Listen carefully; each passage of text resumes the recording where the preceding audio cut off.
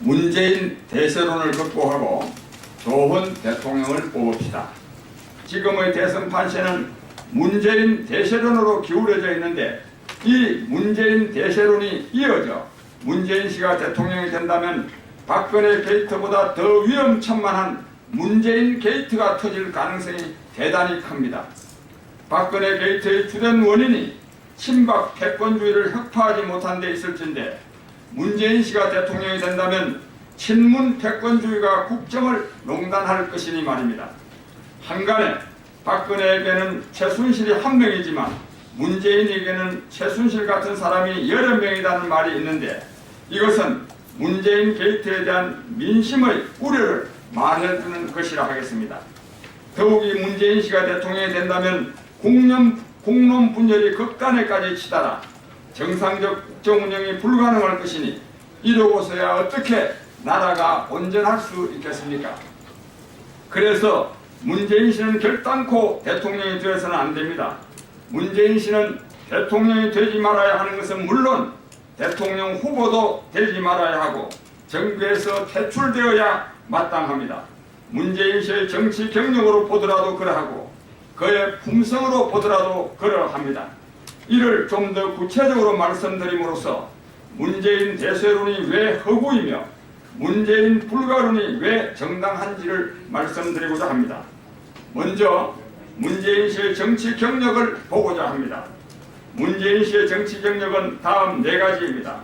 노무현 정권의 왕실세이자 민정수석 비서관이었고 국회의원을 4년 한 것과 더불어민주당 당대표를 지낸 것입니다.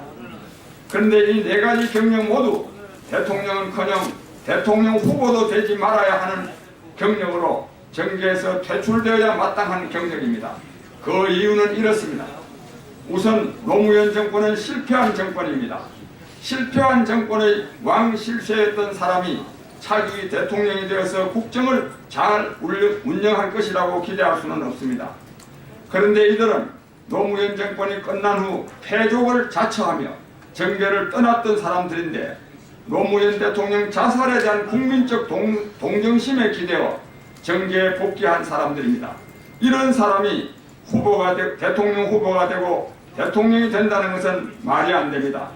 어떤 이유로 자살했건 전직 대통령의 자살은 안타깝기는 하나 옳지 못한 일인데 그 옳지 못한 일에 기대어 정치적으로 부활하는 것은 소가 웃을 일로 이것이 용납되어서는 안 됩니다. 이 점과 관련해서 국민 여러분께서도 깊은 성찰이 있기를 바랍니다. 다음으로 문재인 씨는 노무현 정권 시절 대통령 친인척의 부정부패를 막는 자리인 청와대 민정수석 비서관이었는데 대통령 친인척의 부정부패를 막지 못해 노 대통령으로 하여금 자살에 이르게 한 당사자입니다. 박근혜 최순실 게이트가 무엇입니까? 국정농단이기도 하지만 그 발단은 대통령 친인척의 부정부패입니다. 대통령 친인척의 부정부패로 나라가 망할 수도 있는 지금 대통령 친인척의 부정부패를 막지 못해 전직 대통령으로 하여금 자살에까지 이르게 한 사람을 대통령으로 뽑는다면 이것은 박근혜 최순실 게이트에서 아무런 교훈도 얻지 못하는 부끄러운 일입니다. 그리고 문재인 씨는 국회의원 4년을 지냈으나 아무런 성과를 내지 못했습니다. 오히려 대통령 후보가 되고서도 국회의원직을 그대로 유지함으로써 그가 얼마나 용렬한 사람인가를 보여주었을 뿐입니다. 그리고 그는 더불어민주당의 대표직을 오래 유지했는데 그가 대표로 있는 동안 여러 차례의 보궐선거에서 연전연패했습니다. 심지어 26대 0으로 완패한 일도 있으니 더 말해 무엇하겠습니까? 상황이 이러다 보니 당 내외에서 문재인 대표의 사퇴를 요구하는 사람들이 많았으나 그는 끝까지 사퇴를 거부했습니다. 안철수 의원이 문 대표가 사퇴하지 않으면 내가 탈당한다고 여러 차례 경고했으나 문 대표가 끝내 사퇴하지 않자 마침내 탈당했습니다. 그 뒤를 이어 다수 의원들이 탈당하여 국민의당이 창당됨으로써 야권이 분열되기에 이르렀습니다. 그러니 그는 제1야당을 망가뜨린 원흉이자 야권 분열의 장본인입니다. 이런 사람이 대통령이 되었어야 어떻게 국정 운영을 잘할 수 있겠습니까? 그런데 얼마 전에는 이런 말을 하기까지 했습니다. 야권 통합을 반대하면 역사에 죄를 짓는 일이라고 말입니다. 야권을 분열시킨 장본인이 어떻게 이런 말을 할 수 있습니까? 이 정도면 후함 무치를 넘어 적반하장의 극치가 아닐 수 없습니다. 그래서 지난 총선 직전 박근혜 대통령이 이한구실을 앞세워 새누리당을 완전히 만신창이로 만들지 않았다면 새누리당이 오히려 180석을 넘어 200석까지 차지할 것으로 보였습니다. 이런 예상이 나오도록 더불어민주당을 망가뜨린 사람이 바로 문재인 대표였습니다. 이런 사람이 어떻게 야권의 대통령 후보가 될 수 있겠습니까? 그나마 더불어민주당이 상당수 의석을 차지하게 된 것은 김종인 씨 덕분이었습니다. 이처럼 제1야당을 망가뜨려 새누리당에게 엄청난 의석을 안겨줄 뻔했던 사람이 선거가 끝나고서 다시 대통령 후보로 나서서 문재인 대세론을 형성하고 있는 것은 한국 정치의 저급성을 드러내는 단적인 예일 뿐입니다. 국민 여러분, 그럼에도 불구하고 문재인 씨가 축출되기는커녕 더불어민주당의 대통령 후보가 될 가능성이 대단히 높은데 이렇게 된 것은 더불어민주당이 친노 패권주의, 곧 친문 패권주의가 지배하는 정당이기 때문입니다. 친박 패권주의에서 나온 박근혜 최순실 게이트로 엄청난 혼란과 위기를 겪고 있는 지금 친문 패권주의로 더불어민주당을 지배하고 있는 문재인 씨가 대통령이 된다면 문재인 게이트가 터져 나올 것은 너무나 분명합니다.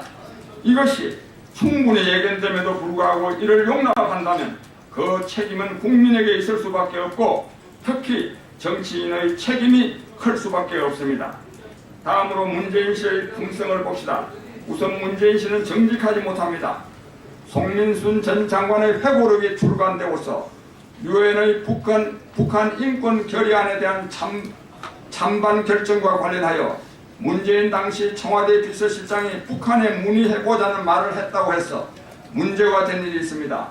이때 그는 생각이 안 난다고 말했습니다. 이런 중대 문제가 생각이 안 난다면 이것은 북한에 문의한 것보다 더 큰 잘못이기에 생각이 안 날 수 없는 문제입니다. 결국 그의 이러한 발언은 정직하지 못한 데서 나온 발언이 아닐 수가 없습니다.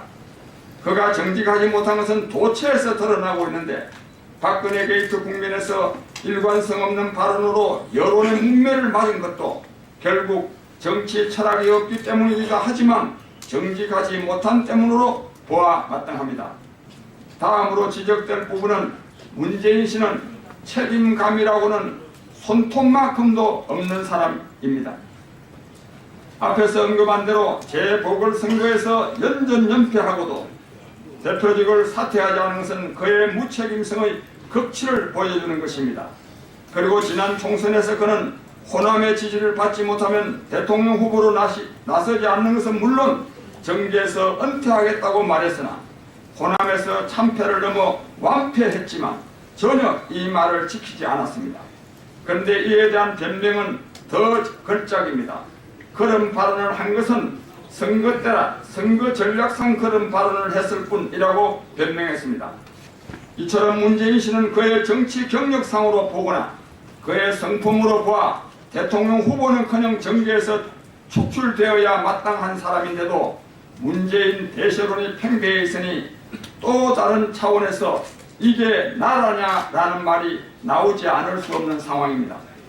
그런데 더 가관인 것은 문재인 씨가 스스로 털어도 먼지가 안 나는 사람이라고 주장하는가 하면 이미 검증이 끝난 사람이라고 주장하고 있다는 사실입니다.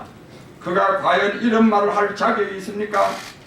오히려 뻔뻔스러움과 무책임의 극치를 보여주는 것이 아닙니까? 실패한 정권의 왕실세, 권력형 부정부패를 막지 못한 사람, 야권 분열로 정권 개최가 불가능하도록 할 뻔한 사람, 그리고 무엇보다 정직하지도 책임감도 없는 사람, 아니 무책임과 뻔뻔스러움의 극치인 사람, 이런 사람이 문재인 대세론을 형성하도록 내버려 두어서는 안 됩니다. 그에 대한 어떠한 지지도 있어서는 안 됩니다.